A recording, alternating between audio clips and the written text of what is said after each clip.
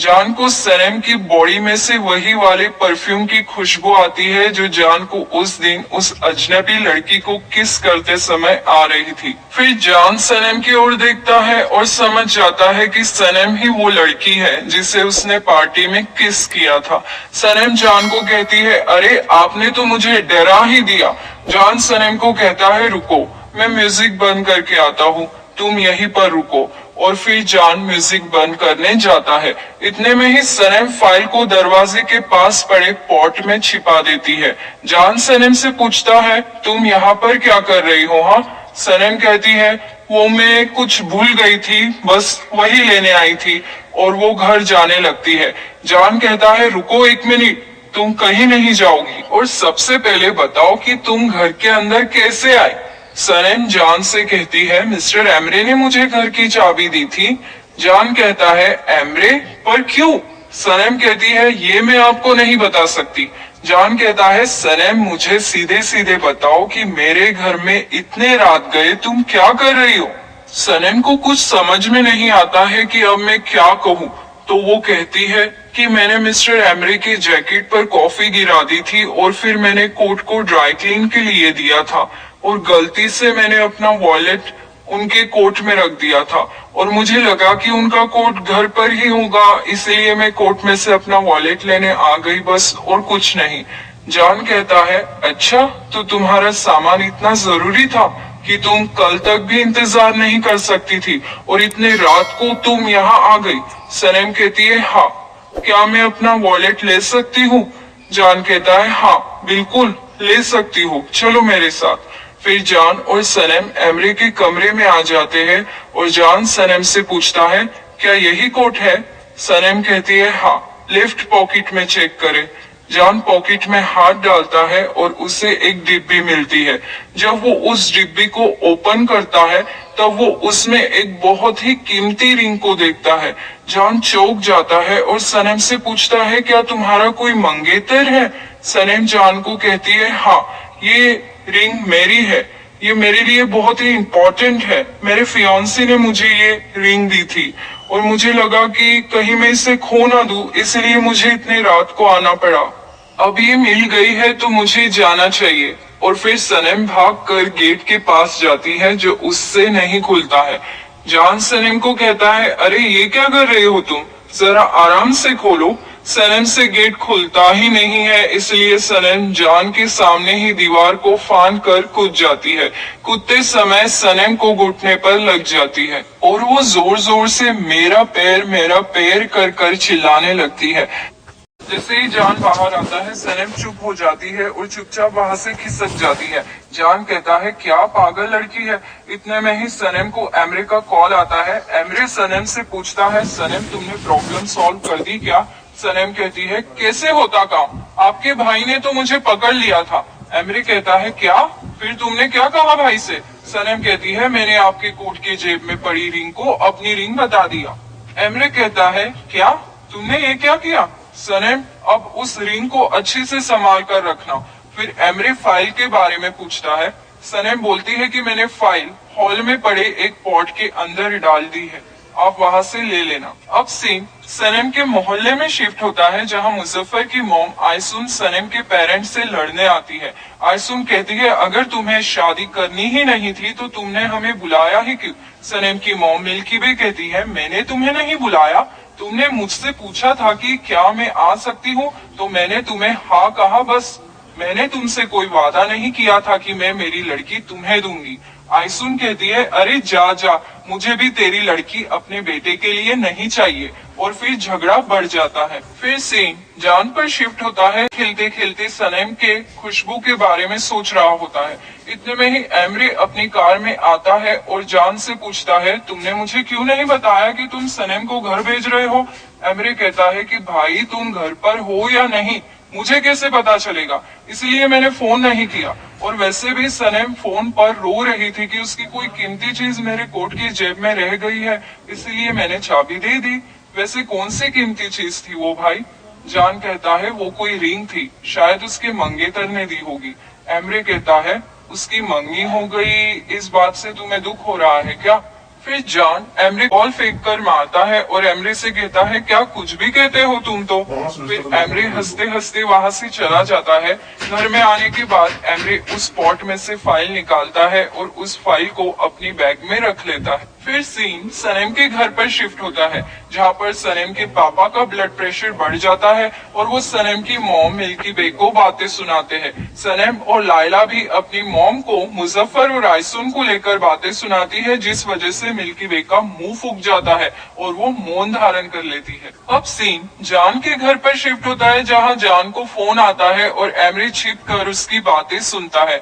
जान को किसी एहसान जिल का फोन आता है, दोनों के बीच में बहुत सारी बातें होती है। फिर जान डेरेन को फोन लगाता है और उससे कहता है कि मुझे अभी अभी एहसान जिल का फोन आया था और वो कह रहा था कि उन्हें एयरलाइन कंपनी के लिए एक कैंपेन चाहिए, लेकिन हमारे पास सिर्फ 2 दिन है और हमें इस बात को सीक्रेट रखना है। फिर जॉन फोन काट देता है और एमरे भी वहां से चला जाता है। फिर एमरे सीधे आइलिन के पास जाता है और उसे एयरलाइन कंपनी के कैंपेन के बारे में बताता है। आइलिन एमरे से कहती है मैं इस कंपनी के एडवर्टाइजिंग मैनेजर को जानती हूँ। फिर आइलिन एडवर्टाइजिंग मैनेजर को फोन लगाती है और उसे कहती है मेरे पास तुम्हारी कंपनी के लिए एक बेहतर प्लान है। कंपनी का मैनेजर आइलिन से कहता है ठीक है, पर तुम्हें काम करने के लिए सिर्फ 1 दिन ही दूंगा। आइलिन कहती है ठीक है। फिर आइलिन सीधे एमरी के पास जाती है और उसे कहती है एमरी यार, मुझे सिर्फ तुम्हारे भाई की कंपनी का कैंपेन का आइडिया चाहिए, क्या तुम मुझे ला दोगे, क्योंकि मेरे पास सिर्फ 1 दिन का ही टाइम है। एमरे कहता है अरे यार तुम मुझे मुसीबत में डाल दोगी। आइलिन कहती है सिर्फ तुम कैसे, हम दोनों मुसीबत में आ सकते हैं, तुम मेरे पार्टनर हो। फिर वो दोनों पार्टनरशिप वाली फाइल पर साइन करते हैं। फिर एमरे सनेम से मिलता है और सनेम से कहता है कि तुम्हें एयरलाइन कैंपेन की इंफॉर्मेशन मुझे लाकर देनी है, जिस पर भाई काम कर रहा है। सनेम कहती है ठीक है। फिर सनेम एमरे से कहती है ये रिंग जल्दी से आप रख लीजिए, ये बहुत ही एक्सपेंसिव है। एमरे कहता है नहीं, मैं इसे नहीं ले सकता, अब से कुछ दिनों के लिए तुम्हें इस रिंग को पहनना पड़ेगा। फिर सनेम कहती है ठीक है, मैं ये रिंग सिर्फ मिस्टर जॉन के सामने ही पहनूंगी, और वो वहाँ से चली जाती है। फिर सनेम ऑफिस में आती है और गुलिस से मिलती है। सनेम गुलिस से कहती है अरे आज तो तुम बहुत अलग लग रही हो। गुलिस सनेम को बताती है अरे मैं एयरलाइन कैंपेन की एड कर रही हूँ, इसलिए मैंने ये कपड़े पहने हैं। फिर सनेम गुलिस से कहती है गुलिस क्या तुम मेरी एक छोटी सी हेल्प करोगी। गुलिस कहती है कैसी हेल्प चाहिए तुम्हें। सनेम गुलिस को पार्टी में आए हुए मेहमानों की एक लिस्ट दिखाती है और उससे कहती है प्लीज इन लोगों में से जिसके भी चेहरे पर दाढ़ी थी उनके नाम के आगे टिक कर दो प्लीज। गुलिस कहती है ठीक है, टिक कर दूंगी, लेकिन पहले मुझे तुम रीजन बताओ। फिर सनेम कहती है उस दिन मैं पार्टी में किसी से टकराई थी। गुलिस कहती है क्या क्या, किसी ने उस दिन तुम्हें छेड़ा था। अल्बर्ट्रोस कौन है, क्या कोई कार्ड है।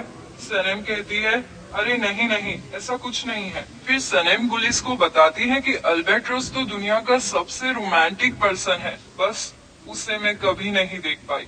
गुलिस सनेम को कहती है यार सच में तुम बड़ी ही अजीब हो। गुलिस और सनेम जब सेल्फी ले रहे होते हैं उतने में ही वहाँ मिस्टर जॉन पीछे से आ जाते हैं और वो सनेम को कहते हैं तुम मुझे मेरे ऑफिस में मिलो। सनेम वहाँ जाती है, जॉन उसे बैठने के लिए कहते हैं। फिर जॉन सनेम को पूछते हैं क्या ये चोट तुम्हें कल लगी थी। सनेम कहती है हाँ। फिर जॉन सनेम को मलहम पट्टी कर देते हैं। पट्टी होने के बाद सनेम वहाँ से उड़ जाती है, पर उसकी पार्टी वाली लिस्ट वही सोफे पर रह जाती है। फिर जॉन उस लिस्ट को उठा लेता है और सनेम से पूछता है ये किस चीज की लिस्ट है। सनेम जॉन को कहती है ये मेरी है, क्या मैं ले लूं। जॉन कहता है नहीं, मैं ये तुम्हें नहीं दे सकता।